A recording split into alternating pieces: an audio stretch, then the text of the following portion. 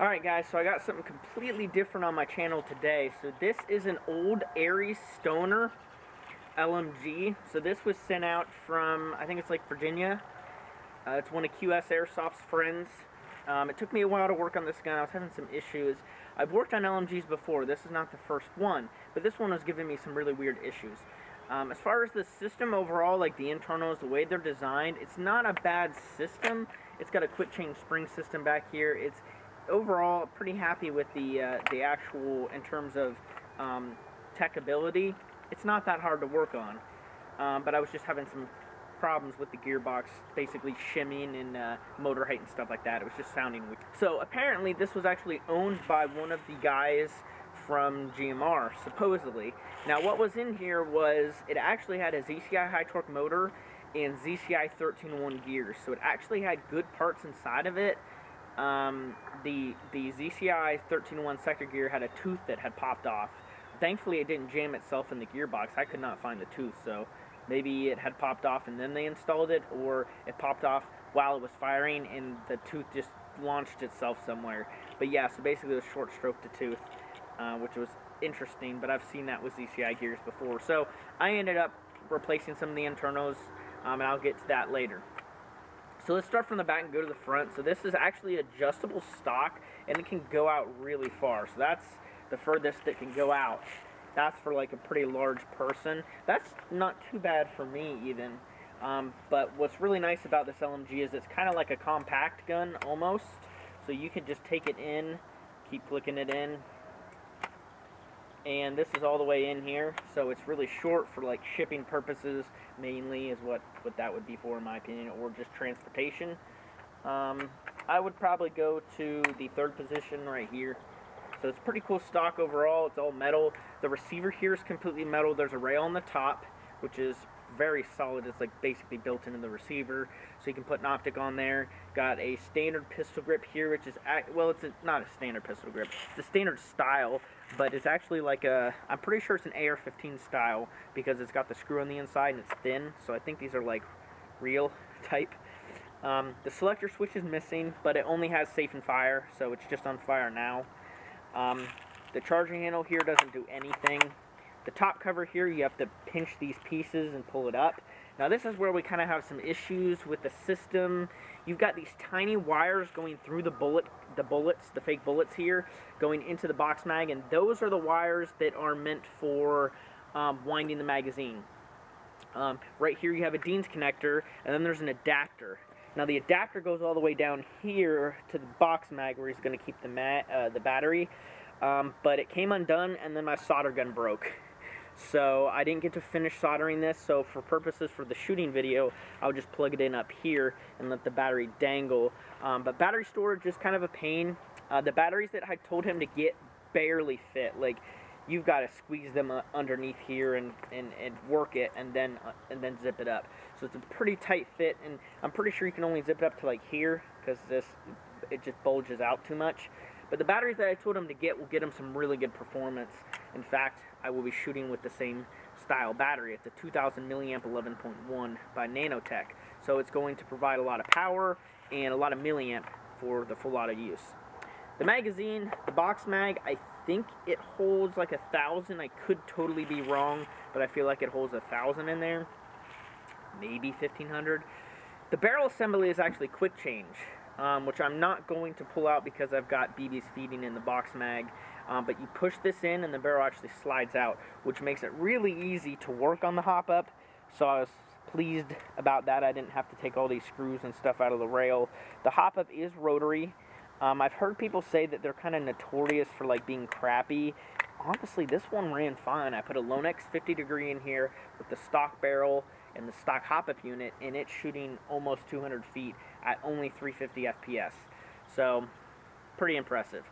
The front end up here it's all metal, man. This thing is not that hefty though. Like, this is almost full box mag, and I could actually play with this because I've handled like the 240s.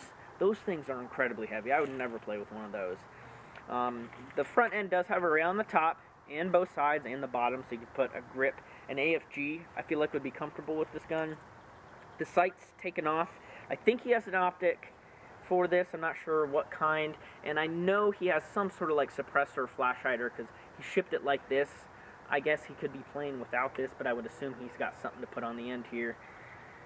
So as far as gearbox upgrades, I put I kept the ZCI high torque motor because I put an SHS in here and it sounded really, really bad, and I actually reverted back to this and it still sounded bad, and then I went back in and just changed a bunch of shimming and all that sort of stuff, and now it sounds pretty good. So I have the ZCI high torque. I've got brand new set of SHS 1301s. I've got a SHS metal rack piston with a metal piston head. The compression's pretty good. FPS is a little low because it's got a ASG M115 spring, and I've gotten a few of ASG M115 springs, and they've all not been very good. They all have shot lower FPS than they should. I put one in a ARES M4 pistol, which didn't have that short of a barrel, and it was shooting like 355, 360, when those M115s should be shooting like 375. Put it in this one as well, a different one, a totally different spring, a brand new one, and it's shooting 350 as well, and the barrel's not that short on this thing, and the compression's pretty good. So I don't know, I'm just not a fan of the M115s. I've gotten ASG 125s, the ASG 105s even. I've had ASG 105 shoot 365, which is a little bit more than the M115s have been shooting for me. So maybe stay away from the M115s. Maybe it's just the guns. It's a coincidence on the guns that I've been installing them in. I don't know. The gun shoots good overall. Again, range is almost 200 feet, which is pretty good for a full auto gun. This is full auto only. It's only 350 with the .2, which is like 305, 300 with the 2.5. So we're seeing like 1.1 joules with 2.5s. Like nothing crazy, which is nice. He was looking for about 370 FPS is where he wanted it. It's a little bit lower than that, but I'll tell you, like when I shoot these trees, it sounds like it's hitting pretty hard, but I chronoed it, it's only doing 1.1 joules. I think the reason is because it's just full auto and it's just smacking the tree over and over again, and it just sounds good. So yeah, definitely going to be able to get people out with this, almost 200 feet, so that you're not lacking in range at all because of the low FPS. It does have a quick change spring system if you want, so if you want to put like a ASG 125 in here, you should be getting 400 smack dab. But I probably wouldn't. I would just leave the spring where it's at, unless you go to like a milsim, like an op. Well, I'm talking like American milsim and stuff like those. They allow like 450 with a LMG, so I would put like a ASG 125, and it'd probably put you around 420, 400, so you'd be able to use it at a large scale milsim. But for just open plays and just standard playing around, I would keep it where it's at 350. Other than that, I don't think I'm missing anything. Oh, also I have a metal cylinder head. It's a, what is it, brand? Lonex. It's a Lonex one, and I had to modify it to fit the nozzle in here.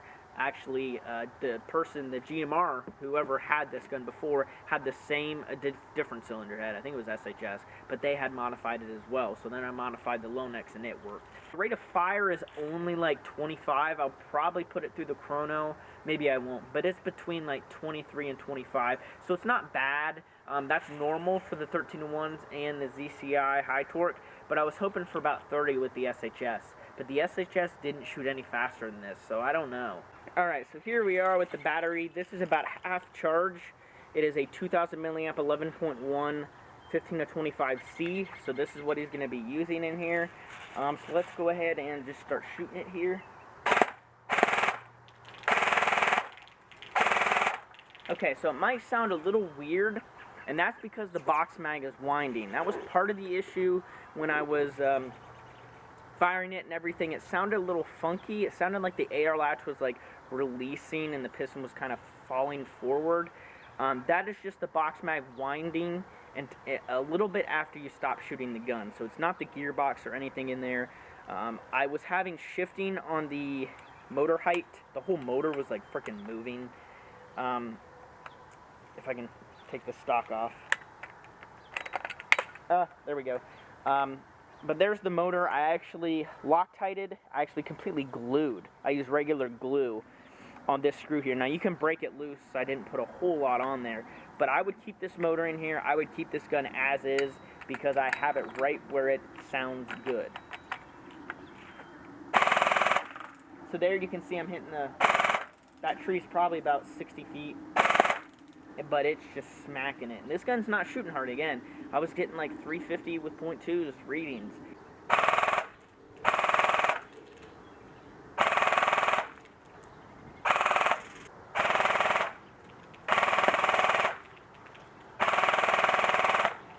I do have it overhopped with 2.5s, so again, with it overhopped, it's hitting 200 feet. The BBs are pretty slow, but I mean, when you're shooting full auto, because it doesn't have semi, it's just a line of BBs. So if you stop pulling the trigger, you're going to get a few hits on people. Again, it's not shooting very hard, so there's no reason why you should be concerned about shooting people close. Like, even, like, from here to there, it's like maybe 50 feet. You can do a small burst of 3 rounds and hit somebody 3 times, which it by no means is overshooting.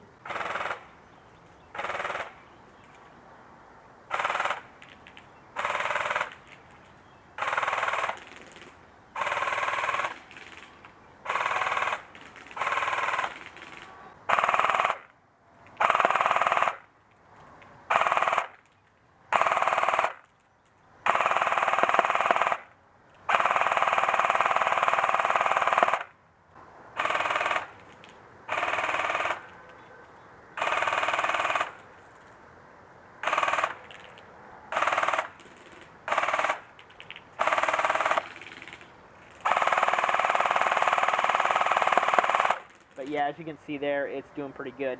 So thank you so much for watching. I hope you enjoyed this video. Trying to keep this one short. There's really not a whole lot I can talk about on here. And quite honestly, I don't like working on LMGs. I like working on M4s, AKs, like HPA, a bunch of other guns. I've done like FAMASs, I've done TARs, I've worked on all sorts of weird guns. And generally I don't like it, mainly because a lot of them don't have the capability to fit BTCs and a couple of other nice parts like that. Some of that stuff's proprietary. Kind of like this is. It's just got a standard trigger system, and I'm too busy with work to be taking small builds, if that makes any sense. I started charging some more money an hour because I work about 40 to 65 hours a week, which is actual work hours, which is incredible. Plus I'm doing 5 to 15 hours a week on Airsoft. So I am beyond busy. I've got editing and uploading for videos to do so that you guys can see my content. So I'm really busy. I've kind of raised my prices up a little bit and kind of delegated a little bit. So the only builds that I really take are high-end builds and stuff that I'm going to enjoy working on. Generally, if somebody's like, hey, I need you to work on a TAR 21, at this point, I would probably be like, no thanks, no thanks, because I'm just far too busy to spend hours and hours on a funky gun, because ultimately different systems, like, you know, different version gearboxes, like not version 2s and not version 3s, other stuff takes a lot longer to work on. But anyways, that is all for me. I hope you enjoyed the video, and I will see you on the next one.